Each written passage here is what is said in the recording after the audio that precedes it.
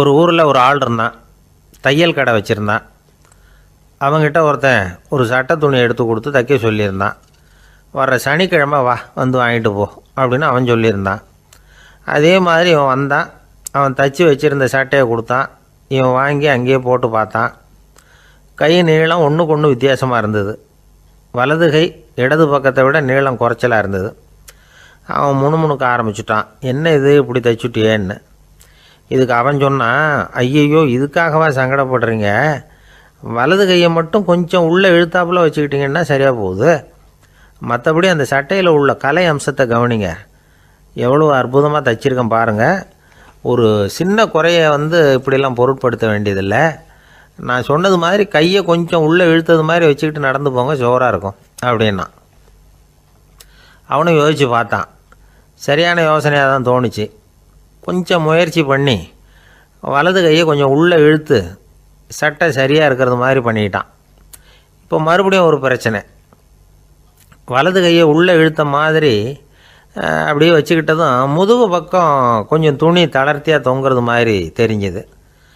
என்ன இது முதுகு பக்கம் துணி குவிஞ்சுட்டுதே தொங்குதே அப்படின்னா மறுபடியும், அடடா இதுக்காகவா கவலைப்படுறீங்க, உடம்பை அதுக்கு தகுந்த மாதிரி கொஞ்சம் வளைச்சிக்கிட்டா சரியாக போடுது. இதுக்காக அந்த அழகான தையலை பிரித்து அதில் உள்ள கலை அம்சத்தை கெடுக்கிறதுக்கு என் மனசு இடம் தரல. எவ்வளவுக்கு தளர்த்தியாக இருக்கோ அவ்வளவுக்கு கொஞ்சம் உடம்பை வளைச்சி அப்படி குனிஞ்சது மாதிரி போங்க போதும் அப்படின்னா. அதுவும் நல்ல யோசனையாக தான் பட்டுது இவனுக்கு. சரின்னு சொல்லிவிட்டு புறப்பட்டான். தெருவில் இறங்கினான். கையை கொஞ்சம் உள்ளே இழுத்தான். உடம்பை கொஞ்சம் முன்னால் வளைச்சான். சட்டைக்கு தகுந்த மாதிரி உடம்பை பண்ணிக்கிட்டான். மெதுவாக நடந்து போகிறான். இப்போ எதிரில் இன்னொருத்தன் வரான். இவனை பார்க்குறான். இவன் போட்டிருக்கிற சட்டையை பார்க்குறான். ஆஹா அற்புதம்ங்கிறான். சும்மா சொல்லக்கூடாது, ரொம்ப நல்லா இருக்குது. நிச்சயமாக இது இந்த ஊர் மேலே தெருவில் இருக்கிற ஒருத்தன் இருக்கானே, அவன் தைச்சதாக தான் இருக்கணும் அப்படின்னா. இதை கேட்டதும் அவனுக்கு ஆச்சரியம். எப்படி அவ்வளவு கரெக்டாக கண்டுபிடிச்சிங்க அப்படின்னு கேட்டிருக்கான். இதுக்கு அந்த வழிபோக்கன்னு சொன்னானான், அவன் ரொம்ப கெட்டிக்காரன். உங்களை மாதிரி உடம்பும் கையும் வளைஞ்சு போன ஒரு ஆசாமிக்கு அவனை தவிர வேறு யாராலேயும் இவ்வளவு பொருத்தமான ஒரு சட்டையை தைக்க முடியாது அப்படின்னானான். பாருங்கள், அவனுக்காக இவன் அனுசரிக்க போய் இவனோட நிலைமை எப்படி ஆகிடுது பாருங்கள். இதே மாதிரி தான் சில சடங்குகளும் சம்பிரதாயங்களும் நம்மளை கோமாளி ஆக்கி விட்றோம். எதுவாக இருந்தாலும் அதில் அறிவுபூர்வமான அணுகுமுறை அவசியம். ஒரு நர்ஸ் அவசரமாக ஓடி டாக்டர்கிட்ட சொல்லிச்சான், டாக்டர் ஒரு தப்பு நடந்து போச்சு, 10ஆம் நம்பர் பெட்டில் இருக்கிற பேஷண்ட்டுக்கு காலில் ஆப்ரேஷன் பண்ணுறதுக்கு பதிலாக கையில் ஆப்ரேஷன் பண்ணிவிட்டீங்க. கை ஆப்ரேஷன் பண்ணிக்க வேண்டிய ஆள் 7ஆம் நம்பர் பெட்டில் இருக்கார் அப்படின்னு தான். அதுக்கு ஒரு பதட்டப்படாமல் சொன்னாராம், பரவாயில்ல இவரை தூக்கி 7ஆம் நம்பர் பெட்டில் போட்டுரு அப்படின்னாராம்.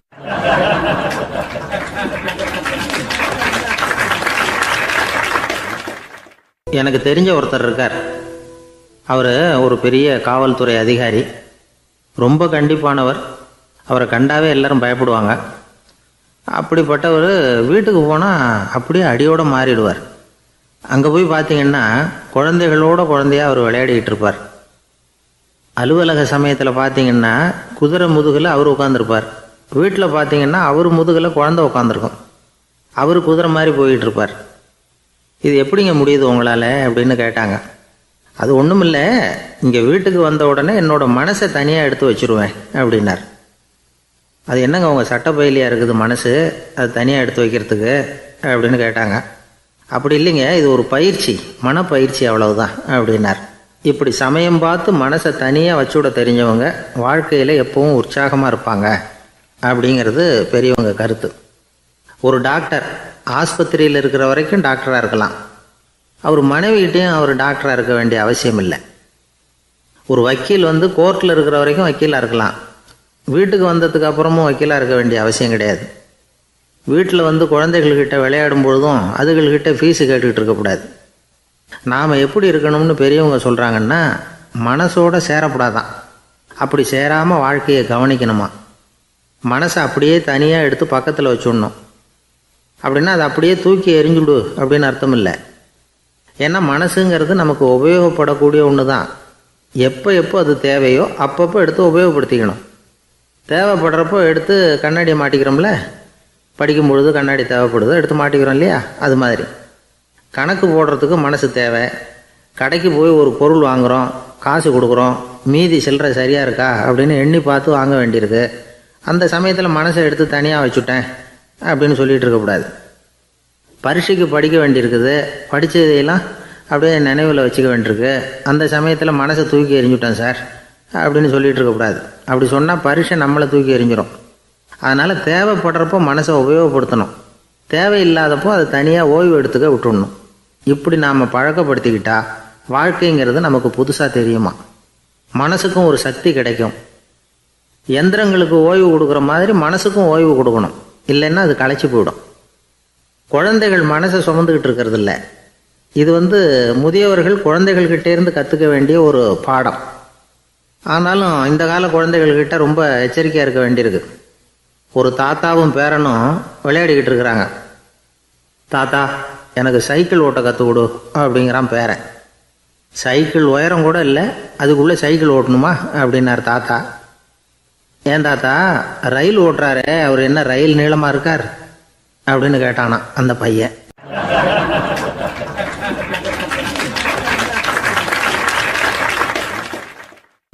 ஒரு ஊரில் ஒரு கோயில் இருந்தது.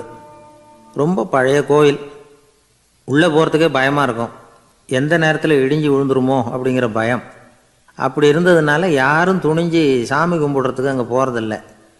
கோயிலுக்கு வர்ற கூட்டம் கொஞ்சம் கொஞ்சமாக குறைய ஆரம்பிச்சுட்டுது. கோயில் நிர்வாகிகள் எல்லாரும் கூடி உட்காந்து பேசினாங்க. என்ன பண்ணலாம்னு யோசனை பண்ணாங்க. எந்த இடம் மோசமாக இருக்கோ அந்த இடத்த பழுது பார்த்தாங்க. அங்கே எங்கே வர்ணத்தை பூசி கொஞ்சம் அழகுபடுத்தி பார்த்தாங்க. ஏதோ இந்த ஊரில் கோயில்னு ஒன்று இருக்குது, அது மக்களுக்கு தெரியணும் அப்படிங்கிறதுக்காகத்தான் இப்படிலாம் பண்ணாங்க. இருந்தாலும் கோவில் இருக்கிற நிலைமை மக்களுக்கு தெரியும். அதனால் அங்கே வர்றது குறைச்சிக்கிட்டாங்க அவங்க. ஒரு கட்டத்தில் யாருமே வர்றதில்லை. நிலைமை அந்த அளவுக்கு ஆயிட்டுது. மறுபடியும் கோவில் நிர்வாகிகள் கூட்டம் நடந்தது. இந்த கூட்டம் கூட கோயிலுக்கு உள்ளே நடக்கலை, இடிஞ்சு விழுந்துருமோங்கிற பயம். அதனால் வெளியில் தான் உட்காந்து கூட்டத்தை நடத்தினாங்க. ஏன்னா உள்ளே போகிறதுக்கு அவங்களுக்கும் துணிச்சல் கிடையாது. எந்த நேரமும் விழுந்துரும் போல் இருந்தது அது. அது வழியாக போகிறவங்க கூட வேகமாக அந்த இடத்த கடந்து போக ஆரம்பிச்சிட்டாங்க. கோவில் நிர்வாகிகள் வெளியில் உட்காந்து கூட்டம் போட்டாங்க இல்லையா? அந்த கூட்டத்தில் 4 தீர்மானங்களை நிறைவேற்றினாங்க.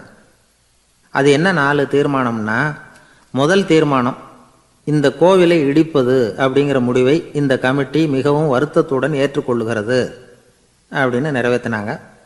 இதுக்கு பதிலாக இன்னொரு கோவிலை உடனடியாக கட்டி முடிச்சுடணுங்கிறது 2வது தீர்மானம். 3வது தீர்மானம் என்ன தெரியுமா? பழைய கோவிலின் கதவுகள், அதிலிருந்து பிரித்து எடுக்கிற செங்கல், இதையே புது கோவில் கட்டுவதற்கு பயன்படுத்தி கொள்ள வேண்டியது. பழைய கோவில் இருந்த மாதிரியே அதே வடிவத்தில் புது கோவிலையும் கட்ட வேண்டியது. பழைய கோவிலின் அஸ்திவாரத்தை அப்படியே வச்சுக்கிட்டு அதுக்கு மேலே நாம் கோயிலை கட்டிக்க வேண்டியது. இதுதான் 3வது தீர்மானம். இதையும் கமிட்டி முழு மனசோடு ஏற்றுக்கிட்டது. இது வரைக்கும் சரி. இப்போ அந்த கமிட்டி 4வதாக ஒரு முக்கியமான தீர்மானத்தை கொண்டுக்கிட்டு அதையும் ஏகமனதாக நிறைவேற்றி விட்டது. அது என்ன தீர்மானம்னா, புதிய கோவில் கட்டி முடிக்கிற வரைக்கும் பழைய கோவிலை இடிக்கிறதில்லை அப்படிங்கிற தீர்மானம். எப்படி இருக்குது பாருங்கள் இது. பழசை இடிக்காத வரையில் அதே இடத்துல புதுசாக எப்படி கட்ட முடியும்? பல விஷயங்களில் நாம் நடந்துக்கிற முறையும் இப்படி தான் இருக்குதான். வாழ்க்கையில் முன்னேறணும்னு ஆசைப்படுவோம். அதே நேரத்தில் அந்த முன்னேற்றத்துக்கு எது தடையாக இருக்கோ அதை விட்டு விடுறதுக்கும் மனசு வராது. வெளிநாட்டில் ஒரு பெரிய விருந்து நடந்துக்கிட்டு இருந்துதான். எல்லாரும் மது கோப்பையும் கையுமா அலைஞ்சிக்கிட்டு இருக்கிறாங்க.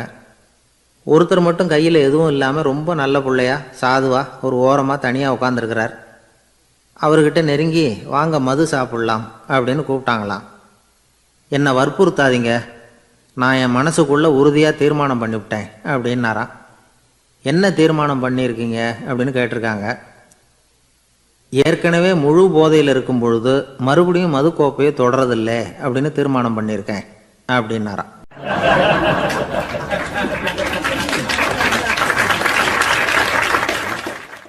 ஒரு ஊரில் ஒரு குரு இருந்தார், ஜென் குரு.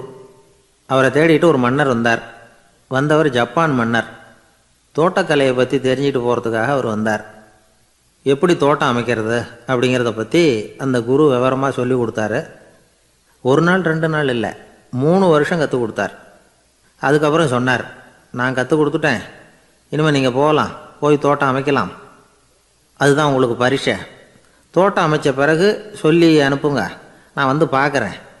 நீங்கள் இங்கே என்னவெல்லாம் கற்றுக்கிட்டீங்களோ அதையெல்லாம் அங்கே செயல்முறையில் செஞ்சு காட்டுங்க அப்படின்னு சொல்லி அனுப்பி வச்சார். மன்னர் போனார். அரண்மனைக்கு பக்கத்திலே ஒரு பெரிய தோட்டத்தை உண்டு பண்ணினார். அழகான மரங்களையும் செடிகளையும் உருவாக்கினார். கிட்டத்தட்ட 1000 தோட்டக்காரர்களை பயன்படுத்தி 3 வருஷங்கள் முயற்சி பண்ணி அந்த அழகான தோட்டத்தை உருவாக்கினார். குருக்கிட்ட இருந்து செய்தி வந்தது, நாளைக்கு வந்து தோட்டத்தை பார்க்குறேன் அப்படின்னு. மன்னர் உடனே சுறுசுறுப்பாயிட்டார். முதல் நாளே தோட்டத்தை சுத்தப்படுத்தினார். ராத்திரி பூரா யாரும் தூங்கலை. எல்லாருக்கும் தோட்டத்தை ஒழுங்குபடுத்துகிற வேலை. அது அந்தந்த இடத்துல ஒழுங்காக இருக்குதா அப்படின்னு சரி பார்த்தாங்க. ஒரு தவறும் இல்லாத வகையில் அதை ஒழுங்குபடுத்தினாங்க. மறுநாள் குரு வந்தார், தோட்டத்தை பார்த்தார். அவருக்கு கோபம் வந்துட்டுது. மன்னருக்கு ஆச்சரியம், எப்பவும் சிரிச்சுக்கிட்டே இருக்கிறவர் இப்போ இப்படி இருக்கிறாரே அப்படின்னு. மெதுவாக குருக்கிட்ட போய் எல்லாம் சரியாக தானே இருக்குது அப்படின்னார். எல்லாம் சரிதான், ஆனாலும் எங்கே அந்த பொன்னிற காற்று அப்படின்னார். உதிர்ந்த இலைகள், பொன் மஞ்சள் நிற இலைகள் காற்றில் அப்படி புரண்டு ஓடுவதை நான் பார்க்க முடியவில்லையே அப்படின்னாராம். அது இல்லாமல் இந்த தோட்டம் உயிரோட்டம் உள்ளதாக இருக்காது, இதில் பாடல் இல்லை, ஆடல் இல்லை, அதெல்லாம் இல்லாமல் இந்த தோட்டம் ரொம்பவும் செயற்கையாக தெரியுதேன்னாராம். மன்னர் இப்போ தான் யோசனை பண்ணார். கீழே கிடந்த காஞ்சி போன இலைகள் மட்டும் இல்லை, மரத்தில் இருந்த காஞ்சி போன இலைகளையும் அப்புறப்படுத்தி சுத்தமாக வச்சிருக்கிறார். இறப்பும் வாழ்க்கையினுடைய ஒரு பகுதி தான். மரணம்ங்கிறது வாழ்க்கைக்கு எதிரானது அல்ல, அதை நிரப்பும் ஒரு பகுதி தான் அது. மரணம் இல்லையில் வாழ்க்கையே இல்லை அப்படிங்கிறது பெரியவங்க கருத்து. இப்போ அந்த தோட்டம் அழகாக தான் இருக்குது, இருந்தாலும் அது ஒரு ஓவியம் மாதிரி உயிர் இல்லாமல் இருக்குது. குரு ஒரு வாளியை கையில் எடுத்துக்கிட்டார். தோட்டத்தை விட்டு வெளியில் போனார்.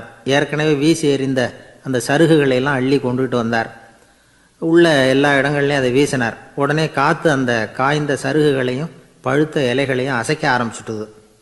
இப்போ அங்கே சலசல சத்தம், சங்கீதம், இலைகளின் நடனம், ஓவியம் மாதிரி இருந்த அந்த தோட்டத்துக்கு இப்போ உயிர் வந்துட்டுது. இதுதான் அந்த பொன்னான காற்று அப்படின்னாராம் குரு. மன்னருக்கு புரிஞ்சுது.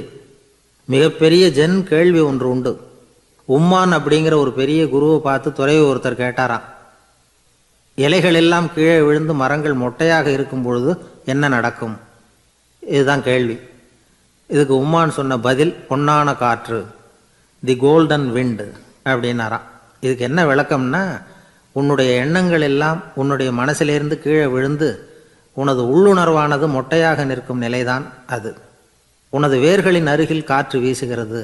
எல்லா எண்ணங்களும் உன்னிலிருந்து வெகு தூரத்துக்கு புரண்டு கொண்டே சென்று விடுகிறது. நீ அவற்றை கடந்து விட்டால் நீ அவைகளுக்கெல்லாம் மேலெழுந்து கீழே பார்ப்பவனைப் போல நிற்க ஆரம்பித்து விடுவாய். அதுதான் தியானம் என்பது அப்படின்னு சொல்கிறாங்க. தியானம்ங்கிறது எண்ணத்துக்கு எதிரானதில்லை. தியானம்ங்கிறது எண்ணங்களை கடந்து செல்வது தான். அதுக்கப்புறம் நாம் பொன்னிற காற்றில் ஆட ஆரம்பிச்சிருவோம். இதுதான் பெரியவர்கள் சொல்கிறது. என்கிட்ட ஒருத்தர் தோட்டம் அமைக்கணும்னு யோசனை கேட்டு வந்தார். எல்லாம் சொல்லி கொடுத்தேன். செடிகள்லாம் செழிப்பாக வளரணும்னா வேர் காயாமல் பார்த்துக்குங்க, தினமும் தண்ணி விடுங்க அப்படின்னு சொல்லி அனுப்பி வச்சேன். 1 மாதம் கழித்து ஒரு தோட்டத்தை பார்க்குறதுக்காக போனேன். போய் பார்த்தா எல்லா செடியும் வாடி கிடக்குது. என்னங்க இப்படி பண்ணிவிட்டீங்கன்னு. நீங்கள் சொன்னபடி தான் செஞ்சேன்னார். என்ன செஞ்சீங்கன்னு கேட்டேன். வேர் காயாமல் பார்த்துக்க சொன்னீங்க, தினமும் ஒரு தடவை எல்லா செடியையும் ஒவ்வொன்றா பிடுங்கி பார்த்து வேர் காயாமல் இருக்கா அப்படின்னு பார்த்துட்டு அதுக்கப்புறம் தண்ணி பாய்ச்சனே, அவ்வளவுதான் அப்படின்னார்.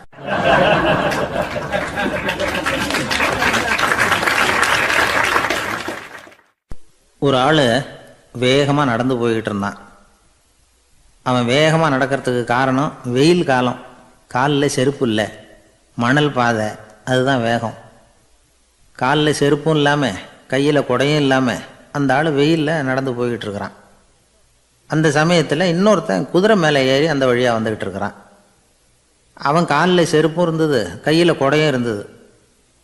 நடந்து போய்கிட்டு இருந்தவன் அந்த குதிரை ஆசாமியை பார்த்து கேட்டான், ஐயா, நீங்களும் குதிரை மேலே உட்காந்துக்கிட்டு போய்கிட்டு இருக்கிறீங்க, அப்படி இருக்கிறப்போ உங்களுக்கு அந்த செருப்பு என்னத்துக்கு? அதை எனக்கு கொடுத்து உதவலாமே அப்படின்னா. குதிரை மேலே உட்காந்துருந்தவன் யோசனை பண்ணி பார்த்தான்.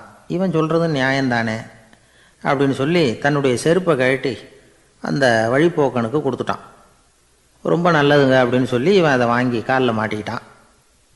அதுக்கப்புறம் மறுபடியும் இவன் ஆரம்பித்தான், ஐயா, நீங்கள் குதிரையில் போகிறதுனால போக வேண்டிய இடத்துக்கு வேகமாக போய் சேர்ந்துருவீங்க. அதனால் உங்கள் கையில் அந்த குடை என்னத்துக்கு? நான் நடந்து போயிட்டுருக்கிறவன், ரொம்ப நேரம் நடக்க வேண்டியிருக்கும் இந்த வெயிலில். அதனால் அந்த குடையையும் எனக்கு கொடுங்களேன் அப்படின்னா. குதிரை வீரன் யோசனை பண்ணி பார்த்தான். இதுவும் நியாயம்தானே அப்படின்னு அவனுக்கு தோணுச்சு. உடனே இறக்கப்பட்டு தன் காலில் இருந்த செருப்பை கொடுத்தது மாதிரியே தன் கையில் இருந்த கொடையையும் இவங்கிட்ட கொடுத்துட்டான். அதுக்கப்புறம் அவன் நிம்மதியாக புறப்பட்டான். இப்போ மறுபடியும் கை தட்டி அவனை நிறுத்தினான். கீழே நின்றுக்கிட்டு இருந்தவன், என்னப்பா ஏன் என்னை நிறுத்தினேன், இன்னும் ஏதாவது வேணுமா உனக்கு அப்படின்னா குதிரையில் இருந்தவன். இவன் மெதுவாக வாயை திறந்து அந்த குதிரையையும் என்கிட்ட கொடுத்துருங்களேன்னா. அந்த குதிரை வீரன் இப்போ ஒரு கணம் யோசனை பண்ணி பார்த்தான். உடனே என்ன பண்ணான் தெரியுமா? தன்கிட்ட இருந்த குதிரை சவுக்கை எடுத்தான். குதிரை சவுக்கால் அந்த ஆளை வாங்குன்னு வீசி தள்ளிவிட்டான்.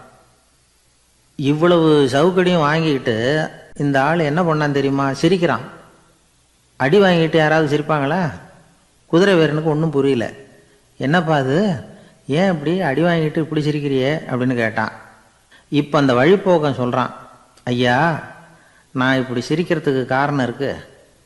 இப்படி குதிரை கேட்டு உங்ககிட்ட அடி வாங்கலைன்னு வச்சுக்கோங்க, என் உயிர் உள்ள வரைக்கும் மனசில் ஒரு தவிப்பு இருந்துக்கிட்டே இருக்கும்.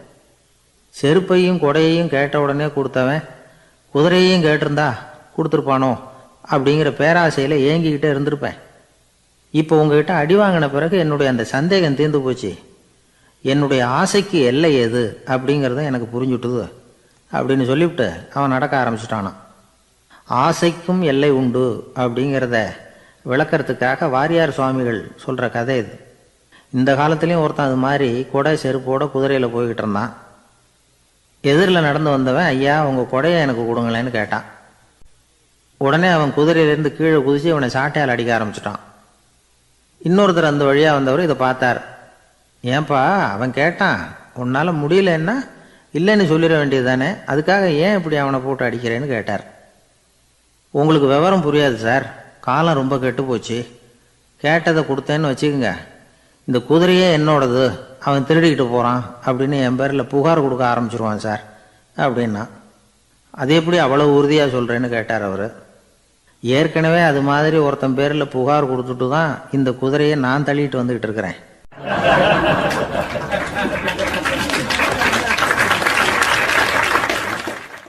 ஒரு நல்ல நகைச்சுவை எப்படி இருக்கணும், இதுக்கு ஒவ்வொருத்தர் ஒவ்வொரு மாதிரியான விளக்கத்தை கொடுத்துருக்குறாங்க. ஆனால் கலைவாணர் NS கிருஷ்ணன் கொடுக்குற விளக்கம் என்ன தெரியுமா? நகைச்சுவைங்கிறது அடுத்தவங்களுக்கு துன்பம் கொடுக்காம இருக்கணும், அடுத்தவங்க மனசை புண்படுத்தக்கூடாது, அதுதான் சிறந்த நகைச்சுவை அப்படிங்கிறார். அதுக்கு அவர் உதாரணமும் கொடுக்குறார். ஒரு ஏரி ஓரமாக 2 பசங்க நடந்து போய்கிட்டு இருக்கிறாங்க. அதில் ஒருத்தன் பணக்கார வீட்டு பையன், இன்னொருத்தன் ஏழை. இவங்க 2 பேரும் போய்கிட்டு இருக்கிறாங்க. வழியில் ஒரு இடத்துல ஒரு ஜோடி செருப்பு இவங்க கண்ணில் படுது. ஒரு விவசாயி அந்த செருப்பை அங்கே விட்டுட்டு பக்கத்தில் இருந்த ஏரியில் கை காலை கழுவிட்டு இருக்கிறார். உடனே அந்த பணக்கார பையனுக்கு ஒரு ஐடியா. அவன் சொன்னானா, டேய் இப்போ ஒரு வேடிக்கை செய்யலாம், அந்த செருப்பு 2ஐயும் தூக்கி எட்டத்தில் வீசி எரிஞ்சிருவோம். அந்த ஆள் வந்து பார்த்துட்டு செருப்பை தேடி அல்லாடுவான், அங்கேயும் இங்கேயும் ஓடுவான், திருன்னு முழிப்பான்.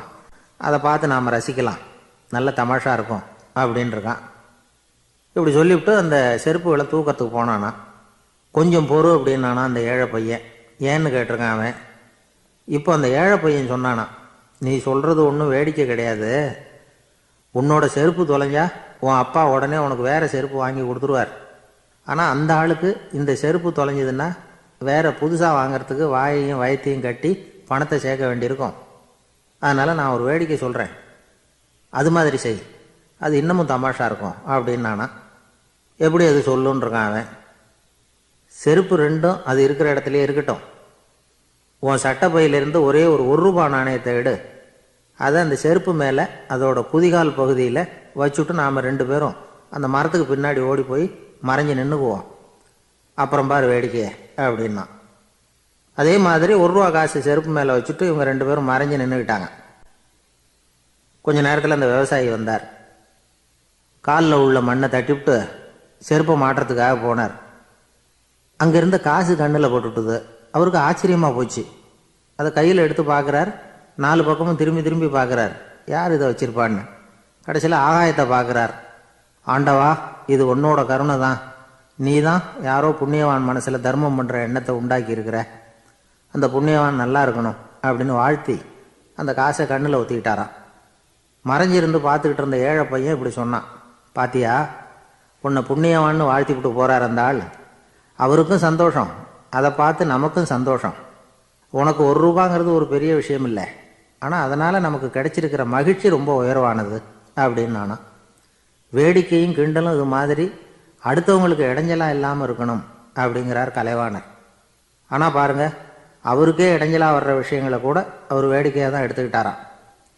ஒரு தடவை ஒருத்தர் கலைவாணர்கிட்ட வந்து, ஐயா, என் குழந்தை செத்து போச்சு அப்படின்னு சொல்லி அழுதாராம்.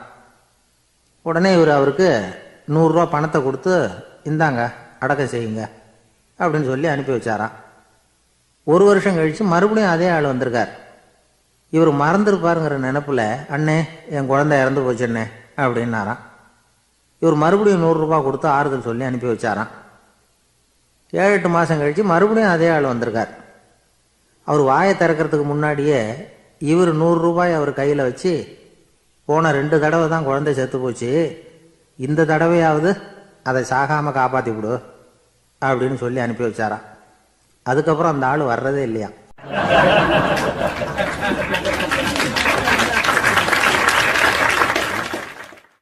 ஒரு ஊரில் ஒரு பெரியவர் இருந்தார். ஒரு நாள் அவரை தேடி ஒருத்தர் வந்தார். ஐயா, நான் கடவுளை பரிபூர்ணமாக நம்புகிறேன் அப்படின்னார். சரி, அந்த நம்பிக்கை உனக்கு எப்படி வந்ததுன்னு கேட்டார் இவர். அவர் சொல்ல ஆரம்பித்தார். ஐயா, எனக்கு கல்யாணம் ஆகி 10 வருஷம் ஆச்சு, ஆனாலும் குழந்தை பாக்கியம் இல்லை. அதுக்கு என்ன காரணமாக இருக்கும்னு நான் யோசனை பண்ணிகிட்டு இருந்தப்போ நண்பர் ஒருத்தர் ஒரு ஆலோசனை சொன்னார். உனக்கு மதப்பற்று இல்லை, எந்த கடவுளையுமே நம்ப மாட்டேங்கிற, அதுதான் காரணம். கடவுளை நம்பு, உனக்கு குழந்தை பாக்கியம் கிடைக்கும் அப்படின்னார். அவர் அப்படி சொன்னாரே தவிர எனக்கு சந்தேகம்தான். இருந்தாலும் அவர் சொன்னபடியும் நடந்து தான் பார்ப்போமே அப்படின்னு முடிவு பண்ணேன். கடவுளை நம்ப ஆரம்பித்தேன். அந்த வருஷமே அழகான ஆண் குழந்தை பிறந்தது. எல்லாம் இறைவன் அருள் அப்படின்னார். இவர் இப்படி சொன்னதை கேட்டதும் அந்த பெரியவர் சொன்னார், நீ சொல்கிறதெல்லாம் சரிதான், இருந்தாலும் இந்த காலத்தில் எந்த ஒரு காரியமாக இருந்தாலும் அதை சோதனை செஞ்சு பார்த்துட்டு தான் ஒரு முடிவுக்கு வந்து சேர முடியும். அறிவுபூர்வமான முடிவு அதுவாக தான் இருக்கும். அறிவியல் சோதனைகள் அப்படித்தான். ஒரு குறிப்பிட்ட விஷயத்தை பற்றி எத்தனை தடவை சோதனை பண்ணாலும் ஒரே முடிவு தான் கிடைக்கணும், அதுதான் சரியாக இருக்கும். அதனால் இப்போ மறுபடியும் ஒரு சோதனைன்னார். என்ன செய்யணும் அப்படின்னு கேட்டார் இவர். கடவுள்கிட்ட ஒரு பெண் குழந்தை வேணும்னு கேளு.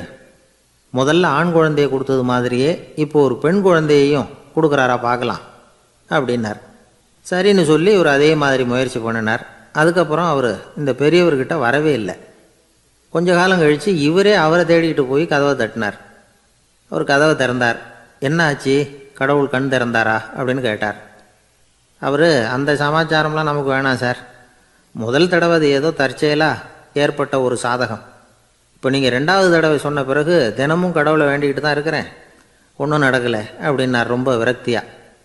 ஒரே ஒரு தோல்வியில் உங்கள் நம்பிக்கையெல்லாம் பறந்து போயிடுது பார்த்தீங்களா அப்படின்னார் அந்த பெரியவர். எல்லாம் நல்ல விதமாக நடக்கிற வரைக்கும் நம்பிக்கை, எதிர்பார்த்தது தோல்வியில் முடிஞ்சுட்டுதுன்னா அவநம்பிக்கை. மற்றவர்கள் பேரில் வைக்கிற நம்பிக்கை எந்த நேரத்திலையும் விவகாரமாகி விடக்கூடிய சாத்தியம் உண்டு. நாம் நம்பிக்கை வைக்க வேண்டியது நம்மக்கிட்ட தான், நமக்குள்ளே இருக்கிறார் கடவுள். எனவே நம்ம பேரில் நாம் வைக்கிற நம்பிக்கை தான் உண்மையான கடவுள் பக்தி. நிபந்தனையற்ற நம்பிக்கையாக அது இருக்கணும். எல்லாம் நல்லபடியாக நடந்துக்கிட்டு இருந்தால் எந்த முட்டாளுக்கும் நம்பிக்கை வரத்தான் செய்யும் அப்படிங்கிறது ஒரு பெரிய ஒரு கருத்து. தியானத்தின் மூலமாக தான் உனக்குள்ளே ஆழமாக தோண்டுனா உன்னுடைய அடி ஆழத்தில் நம்பிக்கை வந்து அப்படி ஊற்றெடுக்கும், அதை பார்க்க முடியும் அப்படிங்கிறது பெரியவர்கள் சிந்தனை. ஒரு குழந்தை அப்பாவை பார்த்து என்னப்பா பண்ணுறேன்னு கேட்டு தான். பிரார்த்தனை பண்ணிகிட்டு இருக்கிறேன்னாராம் அப்பா. பிரார்த்தனை பண்ணுனா என்ன கிடைக்கும் அப்படின்னு கேட்டு தான் குழந்தை. எல்லாம் கிடைக்கும் அப்படின்னாராம் அப்பா. நீ வச்சிருக்கிறிய பேனா அது கூட கிடைக்குமான்னு கேட்டு தான் குழந்தை. கிடைக்குமேன்னு இருக்கார்.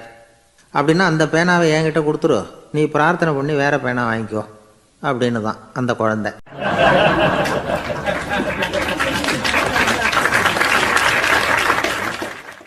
ஒரு காட்டில் ஒரு முனிவர் இருந்தார். ஒரு நாள் அவரை தேடிட்டு 4 பேர் வந்தாங்க.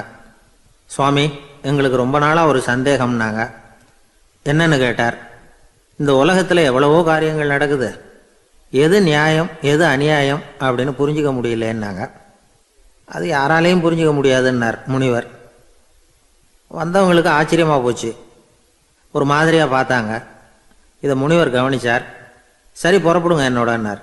எங்கன்னு கேட்டாங்க. இப்போ உங்கள் 4 பேரையும் ஒரு புஷ்பக விமானத்தில் அழைச்சிட்டு போகிறேன்.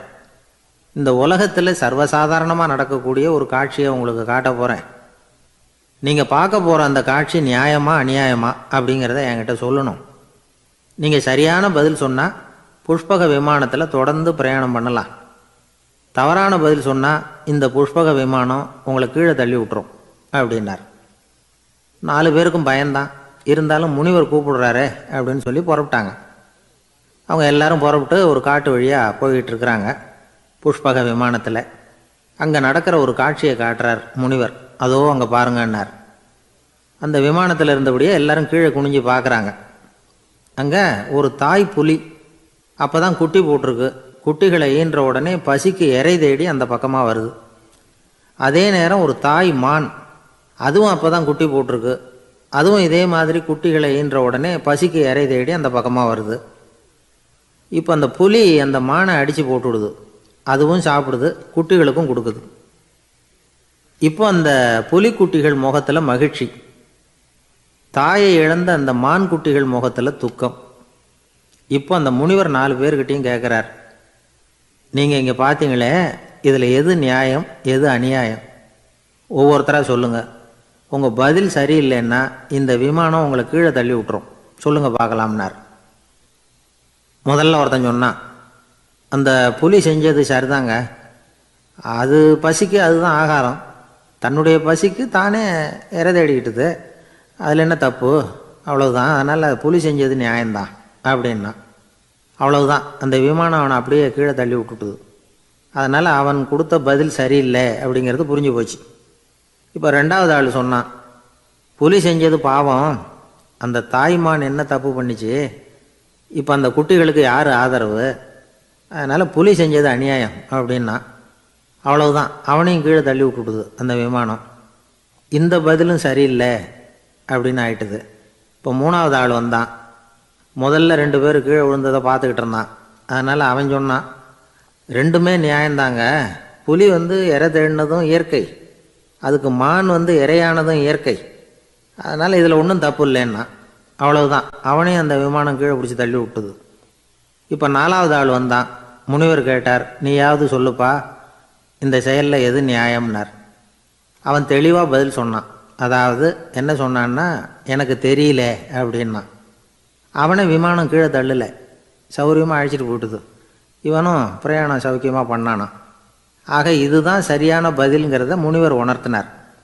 இந்த கதையிலிருந்து நாம் புரிஞ்சுக்க வேண்டியது என்னென்னா, இந்த உலகத்தில் எவ்வளவோ காரியங்கள் நடக்குது. அதெல்லாம் ஏன் அப்படி நடக்குதுங்கிறதுக்கு எப்பேற்பட்ட பண்டிதராலும் பதில் சொல்ல முடியாது.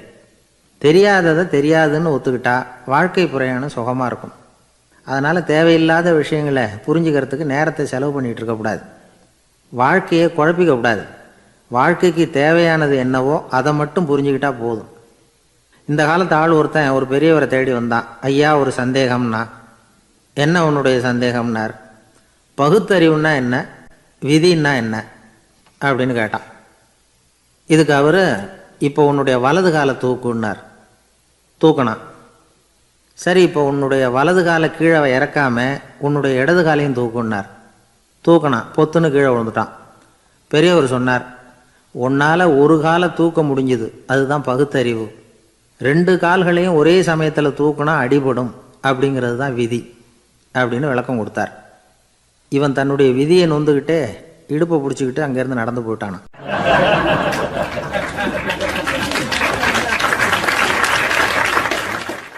ஒரு வயசான பாட்டியும் தாத்தாவும் ஒரு பூங்காவில் உட்காந்து பேசிக்கிட்டு இருக்கிறாங்க. அவங்களுக்கு கல்யாணம் ஆகி 53 வருஷம் ஆச்சு. பிள்ளைங்கள்லாம் படித்து பெரிய பெரிய வேலையில் இருக்கிறாங்க. பேரன் பேத்திகளும் நல்ல நிலைமையில் இருக்கிறாங்க. இந்த தாத்தாவும் பாட்டியும் சிரித்து பேசிக்கிட்டு இருந்ததை ஒரு பெரியவர் பார்த்தார். அவருக்கு ஆச்சரியமாக இருந்தது. இந்த வயசுலேயும் இவ்வளவு அந்யோன்யமாக இவங்க பேசிக்கிட்டு இருக்கிறாங்களே அப்படின்னு நினச்சார். சரி, நேரிலேயே கேட்டுருவோமே அப்படின்னு நினச்சிக்கிட்டு கிட்ட போனார். உங்கள் மன வாழ்க்கையின் வெற்றிக்கான ரகசியம் என்ன அப்படின்னு கேட்டார். இதை கேட்டதும் அந்த தாத்தா சிரிச்சுக்கிட்டே பாட்டியை பார்த்தாராம்.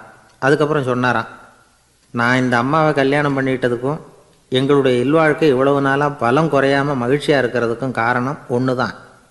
அது என்ன காரணம்னா, எங்களுக்கு இடையில பொதுவாக நிறைய குறைகள் உண்டு, அதுதான் காரணம் அப்படின்னாராம். அவர் சொல்கிறது சரிதான் அப்படிங்கிறது மாதிரியே அந்த பாட்டியும் அவரை நிமிர்ந்து பார்த்தாங்களாம். இந்த பெரியவர் மறுபடியும் அந்த பாட்டியை பார்த்து அதே கேள்வியை கேட்டிருக்கார்.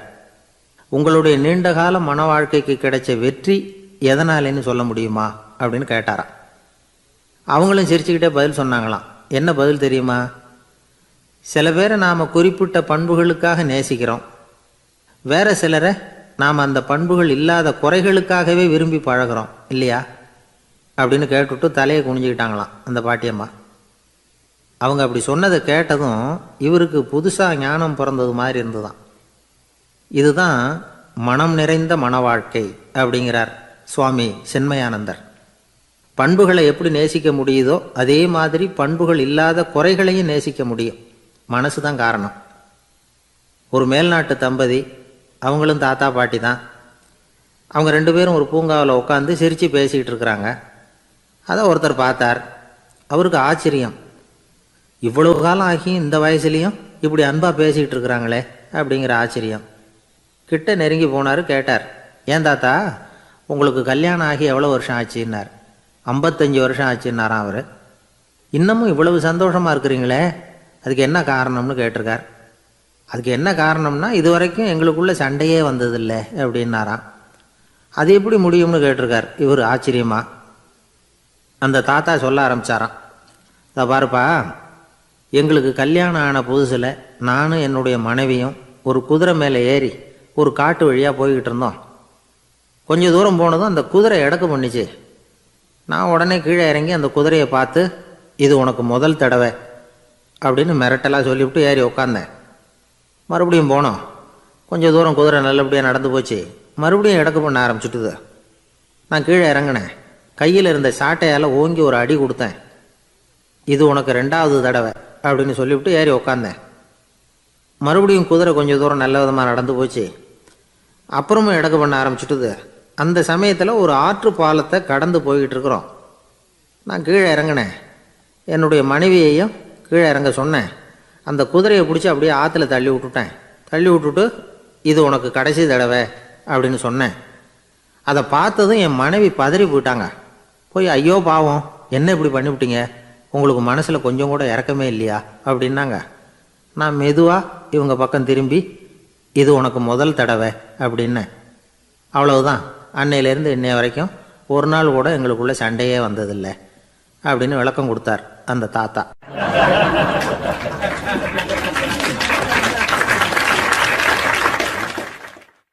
ஒரு மாணவனை பார்த்தேன்.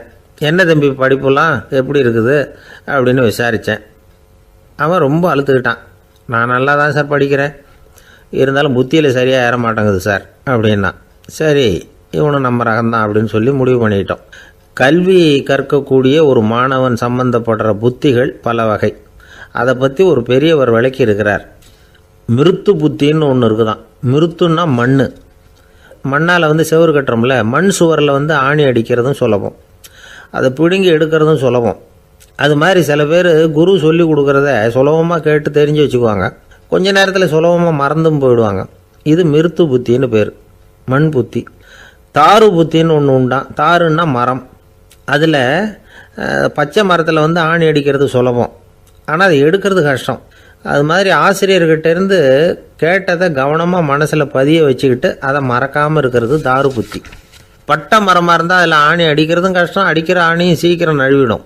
அது மாதிரி கேட்குற விஷயம் மனசில் பதியறதும் கஷ்டம். அப்படியே பதிஞ்சாலும் அது நீடிச்சு இருக்கிறதும் கஷ்டம், கொஞ்ச காலத்தில் மறந்துடும். இன்னொரு வகை புத்தி ஒன்று உண்டு. அதுக்கு பேர் சிலா புத்தின்னு பேர். சிலான்னா கல். ஒரு கருங்கல்லில் 4 துளையை போட்டு ஒரு துளையில் உளியை வச்சு அடித்தா மற்ற துளை வழியாகவும் பிளந்து கல் 2ஆயிடும். அது மாதிரி சந்தியான இடங்களில் குறிப்பாக ஒரு பொருளை சொன்னால் அதை வச்சுக்கிட்டு மற்றதையும் தெரிஞ்சுக்கிறது, அது சிலா புத்தின்னு பேர். வேணு புத்தின்னா என்ன தெரியுமா? வேணுன்னா மூங்கில். மூங்கில் கணுவில் ஒரு பக்கம் உளியை வச்சு அடித்தா ரெண்டு பக்கமும் பிளந்துரும். அது மாதிரி ஒரு செய்தியை கேட்டுக்கிட்டு இருக்கிறப்பவே அதோட முன்பின் தொடர்களையும் தெரிஞ்சுக்கணும். அது வேணு புத்தி. தைல புத்தின்னு ஒன்று உண்டு. தைலம்ங்கிறது எண்ணெய். தண்ணியில் ஒரு துளி எண்ணெயை விட்டால் அது தண்ணி பூரா பரவி போடுதில்ல. அது இப்படி பரவுறது மாதிரி ஆசிரியர் சுருக்கமாக ஒரு கருத்தை சொன்னால் அதை வச்சுக்கிட்டு பூரா விஷயங்களையும் தெரிஞ்சுக்கணும். அது தைல புத்தி. கற்பூர புத்தின்னு ஒன்று கேள்விப்பட்டிருக்கோம். அது எப்படின்னா, கற்பூரம் தீ பட்ட உடனே பிடிச்சிக்கும். ஆசிரியர் சொன்ன உடனே நுண்ணறிவோட பாடங்களை புரிஞ்சுக்கிறது இந்த வகை புத்தி. கரி புத்தின்னு ஒன்று. அது எப்படின்னா, கரியில் நெருப்பை வச்சு விசிறிய பிறகு அதுக்கப்புறம் அது கறி நெருப்பாகும். அது மாதிரி காலம்பரை சாயந்தர வேலைகளில் ஆசிரியர் பாடம் சொல்லி கொடுப்பார். அதை கொண்டு புரிஞ்சுக்கிறது இந்த வகை. கதலித்தண்டு புத்தின்னு ஒன்று சொல்லுவாங்க. கதலிங்கிறது வாழை மரம்.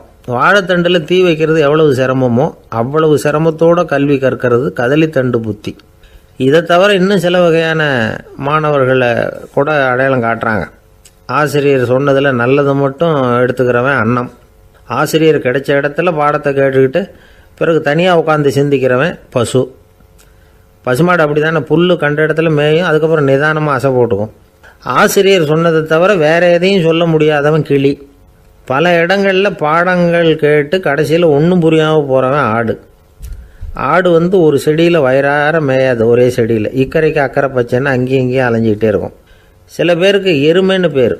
எருமை எப்படின்னா, குளத்து நீரை கலக்கி தான் குடிக்கும். அது மாதிரி ஆசிரியர் மனசை நோக செய்து பயில்கிற மாணவர்கள்லாம் இந்த ரகம். இவ்வளவுலாம் இருந்தாலும் இந்த காலத்து மாணவர்கள்லாம் ஒரு தனி ரகம்.